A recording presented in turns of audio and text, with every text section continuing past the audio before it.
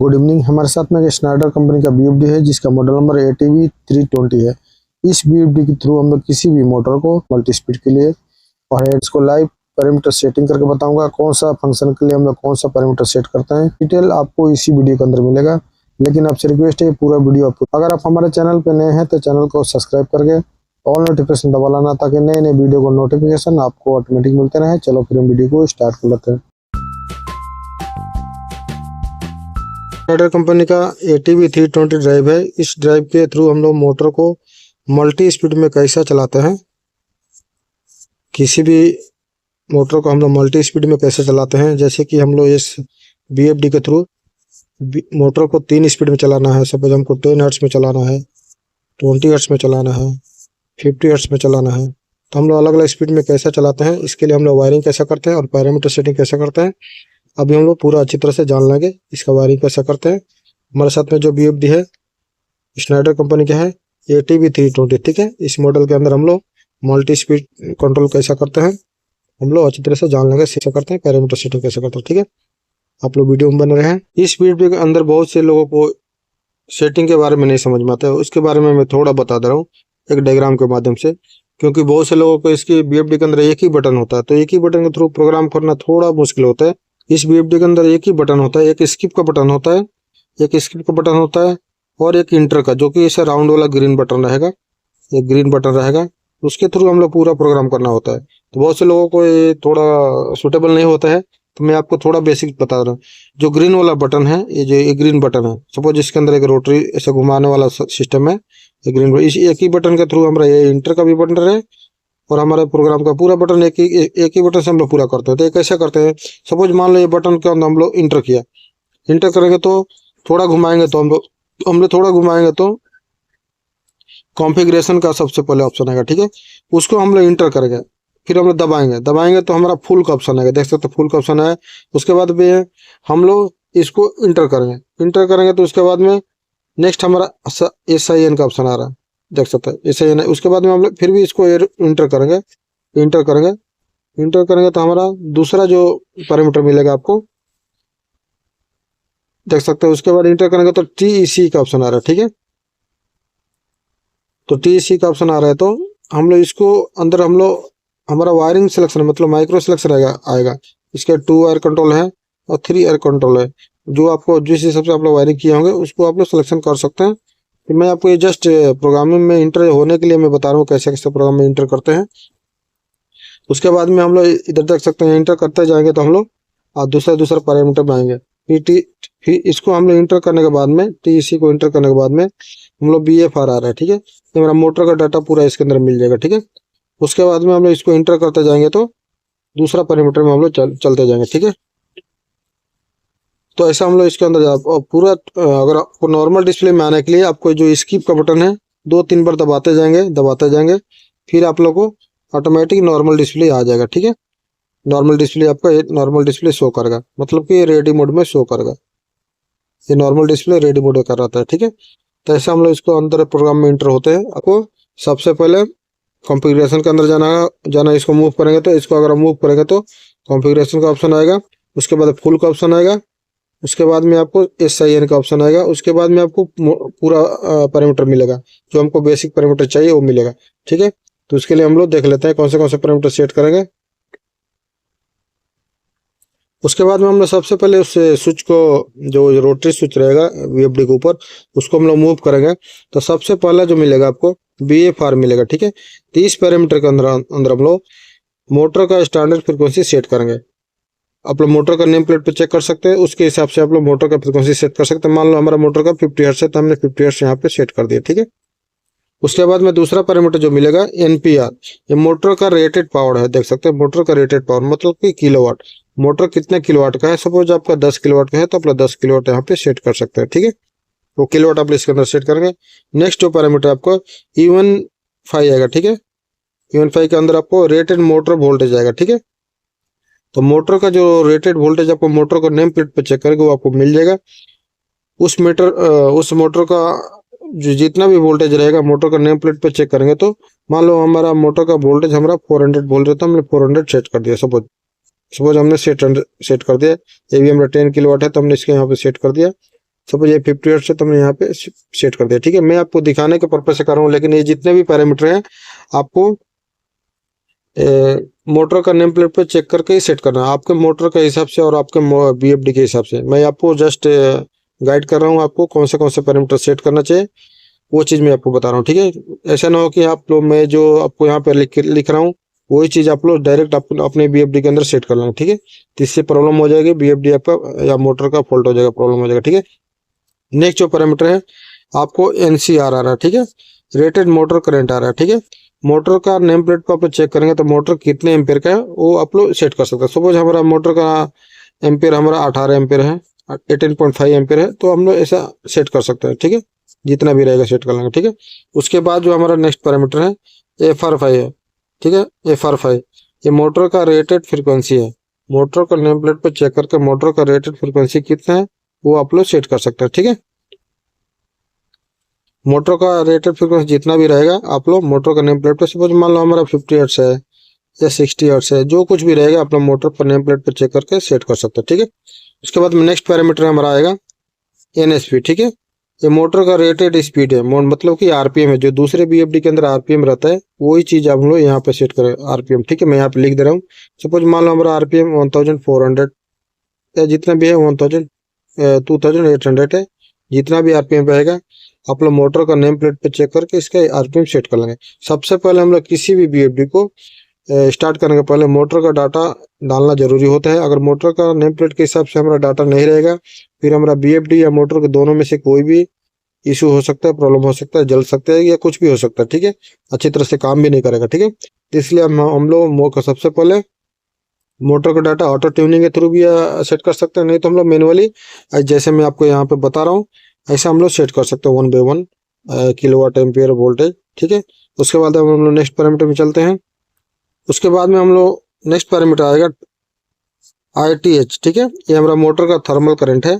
आप लोग मोटर का थर्मल करंट आप लोग सेट कर सकते हैं, जितना एम्पियर भी रहेगा वो करंट आप लोग सेट कर। सपोज मान लो हमारा 20 एम्पियर है।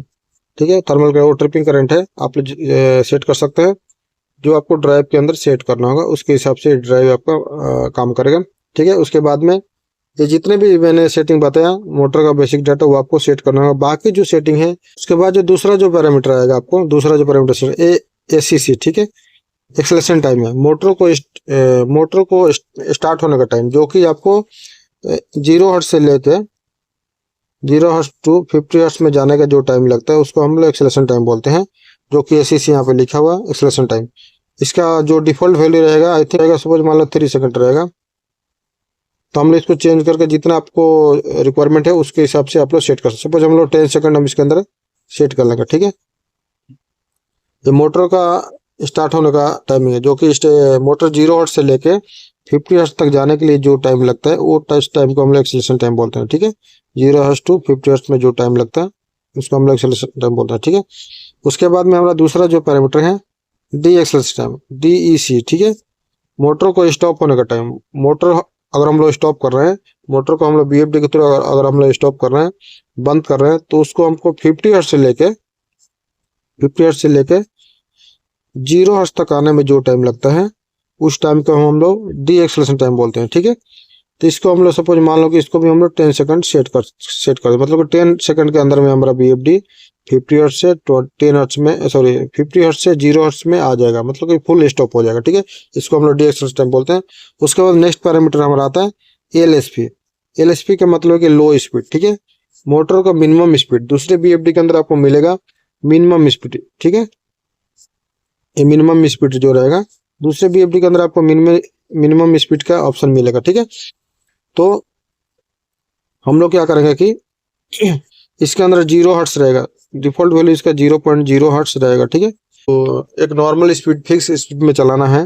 अगर आपके साथ में पोटेंशियोमीटर भी नहीं है, अगर आपके साथ में कोई सोर्स भी नहीं है PLC या HMI किसी भी सोर्स से, अगर आपको BFD को 0 to 10 एनालॉग इनपुट नहीं मिल रहा है, तो हम लोग इस लो स्पीड के अंदर हम लोग क्या करेंगे कि 20 हर्ट्ज या 10 हर्ट्ज जो आपका रिक्वायरमेंट है उसके हिसाब से हम लोग इसके अंदर एक नॉर्मल फ्रिक्वेंसी डाल देंगे। सपोज मैंने 10 हर्ट्ज में डाल दिया, ठीक है, 10 हर्ट्ज में हमने डाल दिया। 10 हर्ट्ज में डालेंगे तो क्या होगा, बीएफडी को हम लोग जब भी स्टार्ट करेंगे नॉर्मली स्टार्ट करेंगे, किसी भी सोर्स का जरूरत नहीं, किसी भी एनालॉग इनपुट का जरूरत नहीं, किसी भी पोर्ट का भी जरूरत नहीं, नॉर्मली हम लोग इसका स्टार्ट करेंगे तो हमारा बीएफडी ऑटोमेटिक 10 हर्ट्ज में चालू हो जाएगा। हमको किसी भी सोर्स का एनालॉग इनपुट का पोटेंशियोमीटर का जरूरत नहीं है, नॉर्मली एक स्पीड में 10 हर्ट्ज में चालू हो जाएगा ड्राइव। ठीक है, या हमको चाहे तो 20 हर्ट्ज में चालू कर सकते हैं, 50 हर्ट्ज में चालू कर सकते हैं, जितना आपका रिक्वायरमेंट उसके हिसाब से नॉर्मल फिक्स स्पीड में हम लोग चला सकते हैं।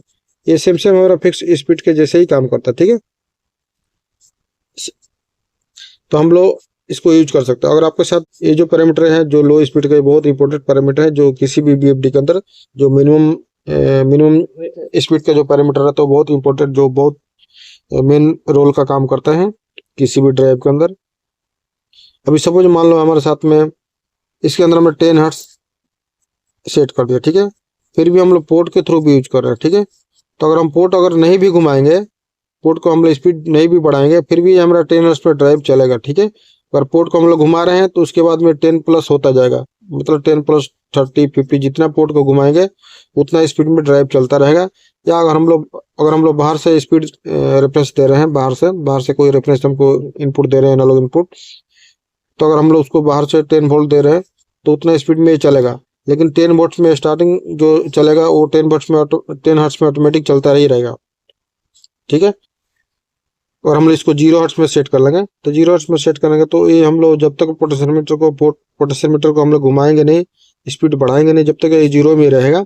ठीक है, इस चीज का आप लोग ध्यान रखना। ठीक है, ये जो लो स्पीड का पैरामीटर है बहुत इंपॉर्टेंट पैरामीटर है। उसके बाद में हाई स्पीड, नेक्स्ट जो पैरामीटर है हाई स्पीड है। ये हाई स्पीड हमारा 50 हर्ट्ज में या 60 हर्ट्ज में इसका डिफॉल्ट वैल्यू रहता है। अगर हमको किसी भी मोटर को या किसी भी पंप को बीएफडी के थ्रू अगर हमको सपोज हाई स्पीड हमको 40 हर्ट्ज मैक्सिमम चलाना है, उससे ज़्यादा हमको नहीं चलाना है, तो हम लोग इसको हाई स्पीड के अंदर अगर हम लोग 40 हर्ट्ज सेट कर दें, तो अगर आप लोग किसी भी सोर्स से, मान लो हम लोग किसी भी सोर्स से 10 वोल्ट भी देंगे या फुल स्पीड भी करेंगे, पोर्ट के थ्रू भी फुल स्पीड करेंगे, तो हमारा जो ड्राइव है ये 40 हर्ट्ज से ज़्यादा नहीं चलेगा। इस चीज़ का आप लोग ध्यान रखना है। ठीक है, इसके लिए ये जो हाई स्पीड का जो पैरामीटर है ये भी इंपॉर्टेंट पैरामीटर है। इसके अंदर हम लोग 50 सेट कर देंगे। सपोज मान लो हमने इसके अंदर 50 सेट कर दिया, क्योंकि ज़्यादा रिक्वायरमेंट जो रहता है 50 हर्ट्ज का रहता है फुल स्पीड का। ठीक है, तो 50 हर्ट्ज या 60 हर्ट्ज। 60 हर्ट्ज ज़्यादातर दूसरी कंट्री में, आउट ऑफ कंट्री में यूज होता है। ज़्यादातर जो फ्रिक्वेंसी यूज होता है वो 50 हर्ट्ज हमारा जो normal frequency India Asian country में यूज होता है। ठीक है, ये जो हमारा है बेसिक पैरामीटर। हम लोग सबसे पहले पैरामीटर में जाने के लिए पैरामीटर को इंटर करेंगे। ग्रीन जो हमारे साथ में ग्रीन बटन रहेगा बीएफडी का, उसको इंटर करेंगे तो हम लोग फुल में जाएंगे। फुल में जाने के बाद में हम लोग फंक्शन में जाएंगे। ये जो फंक्शन का पैरामीटर देख सकते हैं, ये फंक्शन का पैरामीटर है। फंक्शन में जाएंगे, उसके बाद में हम लोग PSS इसके अंदर हम लोग सेलेक्ट करेंगे। ठीक है, इंटर करेंगे। इसको इंटर करने के बाद में हमको टर्मिनल का सिलेक्शन सबसे पहले करना होगा। तो टर्मिनल हमको PS2 अगर हम लोग PS2 में नॉर्मली नो में सिलेक्शन रहता है इसका डिफॉल्ट में, तो हम लोग इसके अंदर टर्मिनल एक सिलेक्शन करेंगे।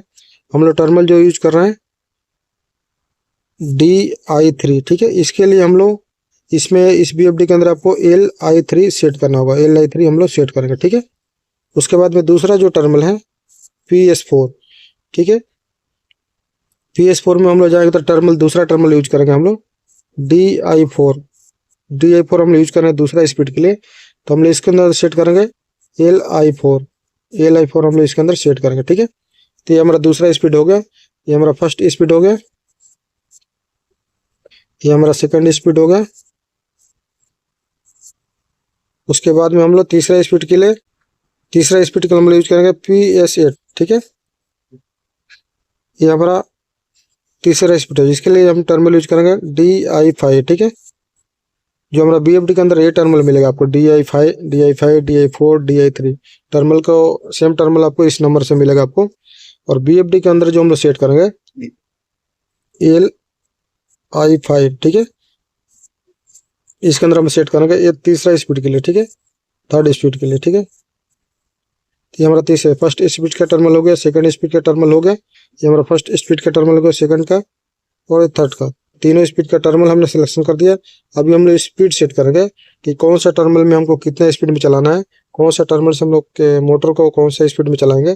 सपोज हमको फर्स्ट स्पीड हमको कितना में रखना है, सेकंड स्पीड कितना में रखना है, और तीसरा स्पीड में हम लोग मोटर को कितना में चलाना है, वो हिसाब से हम लोग रखेंगे। ठीक है, अभी हम नेक्स्ट पैरामीटर में जाएंगे PS16 के अंदर। ठीक है, यहाँ पे देख सकते हैं, इसके अंदर जाएंगे हम लोग। इसके अंदर आपको ज़्यादा स्पीड का ऑप्शन मिलेगा। इसको हम लोग इंटर करेंगे, PS16 को इंटर करेंगे तो हमको जो SP2 आ रहा है, देख सकते हैं SP2, ये हमारा फर्स्ट स्पीड है। इसके अंदर हम लोग सपोज मान लो मैं 10 हर्ट्ज इसके अंदर सेट करूँगा तो हमारा फर्स्ट स्पीड हो जाएगा। ठीक है, फर्स्ट स्पीड हम लोग 10 हर्ट्ज में चला सकते हैं, पहला स्पीड। ठीक है, ये फर्स्ट स्पीड हम लोग इसमें चला सकते हैं, 10 हर्ट्ज में चला सकते हैं। सेकंड स्पीड के लिए हम लोग SP3 यूज करेंगे। इसके अंदर सपोज मान लो हमको 30 हर्ट्ज में चलाना है मोटर को, दूसरा स्पीड 30 हर्ट्ज में चलाना है, तो ये हमारा सेकंड स्पीड हो गया। ठीक है, सेकंड स्पीड हो गया मोटर का। तीसरा स्पीड में चलाने के हम लोग SP4 में जाएंगे। ठीक है, ये SP4, ये हम लोग फर्स्ट स्पीड हो गया, ये सेकंड स्पीड हो गया फ्रीक्वेंसी, ये तीसरा स्पीड के लिए हम लोग ये फ्रीक्वेंसी सेट करेंगे। इसके अंदर हम लोग मान लो 50 हर्ट्ज हम सेट करेंगे। ठीक है, ये हमारा थर्ड स्पीड हो गया। तो इस तरह से हम लोग मल्टी स्पीड में अलग अलग फ्रीक्वेंसी में चला सकते हैं। ये जो मैंने 10 सेट किया है, आप चाहें तो इसको कम और ज़्यादा अपने हिसाब से रख सकते हैं। मैं इसको जो 30 सेट किया हूँ, आप चाहे तो इसके अंदर अलग अपने हिसाब से सेट कर सकते हैं। मैंने जो इसको 50 सेट किया हूँ, आप चाहें तो अपने हिसाब से अलग अलग सेट कर सकते हैं। फिर आप लोग अलग अलग मल्टी स्पीड में BFD को चला सकते हैं। मैंने 3 स्पीड का बताया, चाहे तो आप अगला स्पीड भी यूज कर सकते हैं, SP5, 6 अलग अलग स्पीड आप लोग यूज कर सकते हैं। लेकिन मैंने आपको 3 स्पीड के लिए बताया। 3 स्पीड में BFD के थ्रू मोटर को हम लोग कैसे चलाते हैं अलग अलग स्पीड में। जैसे मैंने पैरामीटर सेटिंग बताया, उसी हिसाब से अगर आप लोग वायरिंग कर लेंगे, पैरामीटर सेट कर लेंगे, फिर आपका BFD 100% मल्टी स्पीड में वर्क करेगा। ठीक है, मल्टी स्पीड में वर्क करेगा। और जो पैरामीटर सेट कीजिए, आपका BFD के थ्रू मोटर अच्छी तरह से मल्टी स्पीड में काम करेगा। ठीक है, ये पूरा वीडियो देखने के बाद में अगर हमारा वीडियो अच्छा लगे तो वीडियो को लाइक कर देना। आपके मन में कुछ भी सवाल हो तो मुझे कमेंट करके जरूर बताना। अब ये रेडी मोड में है, तो रेडी मोड में हम लोग इंटर का बटन दबाएंगे तो इसको थोड़ा मूव करेंगे तो कॉन्फ़िगरेशन का ऑप्शन आ रहा है। इंटर करेंगे तो फुल का ऑप्शन आएगा, तो SIN का ऑप्शन आएगा। उसके बाद में हम लोग इसको इंटर करेंगे तो हमको दूसरा पूरा ऑप्शन मिलेगा आपको। मतलब अगर आपका BFD पुराना है तो आपको ऐसा इस BFD के अंदर इंटर करके जाना होगा, जब भी आपको पूरा पैरामीटर मिलेगा। नहीं तो अगर नया BFD है तो आपको ऑटोमेटिक फर्स्ट आपको बेसिक पैरामीटर शो करेंगे, आप लोग बेसिक पैरामीटर सेट कर सकते हैं। लेकिन अगर आपका BFD पुराना है तो आप लोग ऐसा वाला प्रोसेस पूरा करके जाना होगा। अगर आप लोग इंटर करेंगे तो आपको कॉन्फ़िगरेशन के अंदर जाना होगा। उसके बाद में फुल का ऑप्शन से SIN के अंदर जाएंगे तो फिर पूरा पैरामीटर मिलेगा। उसके बाद में आप लोग जो भी पैरामीटर कम और ज़्यादा करना चाहते हैं कर सकते हैं। जैसे मैंने आपको वायरिंग बताया, सेटिंग बताया, अगर आपने इसी तरीके से आप लोग BFD को वायरिंग कर लेंगे और सेटिंग कर लेंगे, फिर आपका BFD के थ्रू मोटर अच्छी तरह से रन करेगा। अभी ड्राइव हमारा रेडी मोड में है, अभी मैं स्विच के थ्रू इसको हमारे साथ में जो स्विच है, स्विच को हम लोग BFD मोड में सिलेक्शन करेंगे। जैसे BFD मोड में हम लोग सिलेक्शन करेंगे, हमारा मोटर चालू होना चाहिए। जैसे कि आप लोग देख सकते हैं, मैंने स्विच को ऑन कर दिया, ऑन करते ही हमारा मोटर साउंड आ गया, मोटर हमारा चालू हो चुका है। मतलब मोटर में BFD के ऊपर हमारा 10 हर्ट्ज शो करना चाहिए। जैसे कि अब मैंने आपको मिनिमम फ्रीक्वेंसी 10 हर्ट्ज बताया, वैसा 10 हर्ट्ज आपको डिस्प्ले में शो कर रहा है। मतलब कि हमारा BFD 10 हर्ट्ज में रन कर रहा है। अभी ये पूरा वीडियो देखने के बाद में अगर हमारा वीडियो थोड़ा भी अच्छा लगे तो वीडियो को लाइक कर देना। आपके मन में कुछ भी सवाल हो तो मुझे कमेंट करके जरूर बताना। अगर आप हमारे चैनल पे नए हैं तो चैनल को सब्सक्राइब करके ऑल नोटिफिकेशन दबा लेना, ताकि नए नए वीडियो को नोटिफिकेशन आपको ऑटोमेटिक मिलते रहें। चलो फिर हम लोग मिलते हैं नेक्स्ट वीडियो में नेक्स्ट टॉपिक के साथ में। Thank you.